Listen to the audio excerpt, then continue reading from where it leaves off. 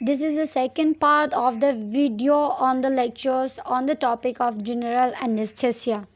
We'll see here the classification of general anesthetic. It has been divided into two groups, and each group has been also subdivided. The first group is your inhalation general anesthesia, and your second group is your intravenous general anesthesia. The first group has been subdivided into two parts, that is your gas and volatile liquid. Example of your gas inhalation general anesthesia are your nitrous oxide, and your volatile liquid are your halotene.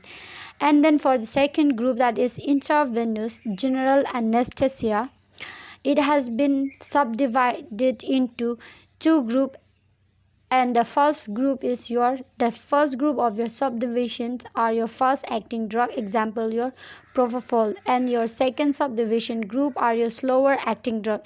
This group has been again subdivided into three parts, that is your benzodiazepam, example is diazepam, dissociative anesthesia, example your ketamine, and your third part is your opioid analgesics, example will be your fentanyl.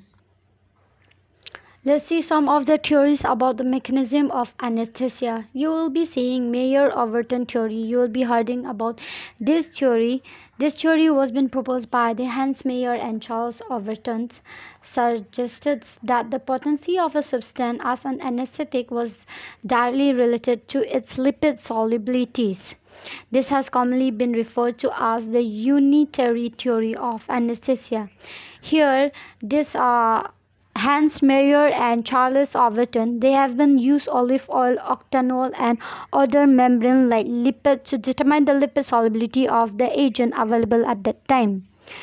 What happened? The presence of this critical volume of anesthetic dissolved within the membrane, it will cause the membrane to blood and cause a squeezing in on the sodium channel to interfere with the sodium conductance and normal neuronal depolarization. What do you understand by chloride channel? The ion channel that has received the most investigated attention is that for the chloride channel. Both the gamma aminobutyric acid, that is GABA, and the glycine receptor are ligand-gated ion channel, and they will link to the chloride channel that normally medicate inhibitory response within the CNS. Example here for the drugs are your halotene, isoflurane,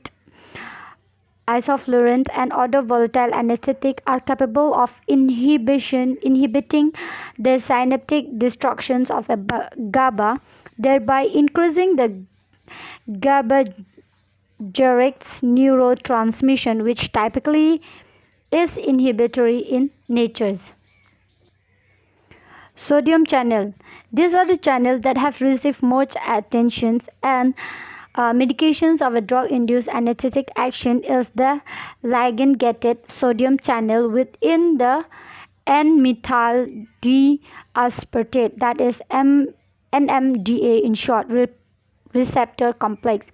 When activated by the excitatory amino acid neurotransmitter glutamate, an increase in the conductance to the sodium ions occur that promotes neuronal depolarizations. Compounds known to stimulate NMDA receptor are typically capable of increasing the alertness and also of acting as a convulsant, whereas pharmacologic agents that act as an antagonist at this site are usually sedative, anticonvulsant, and dissociative anesthetic, that is your ketamine. Halotene has been demonstrated to specifically antagonize the glutamate stimulated depolarization of the neuron, whereas the isoflurane has been shown to decrease the glutamate release and enhance its removal from the synaptic cleft. In the potassium channels ion, they have that increasing in the potassium ion conductance normally function to maintaining the polarized state of a neuron and to assist in the repolarizations of neuron following their stimulation, including depolarizations. Here it will enhancing the activity of certain potassium ion channel will be expected to result in a decreased livelihood of neuronal excitatory, a novel anesthetic sensitive potassium ion current, which has been identified that it is stereoselective activity by the drug name as isoflurane.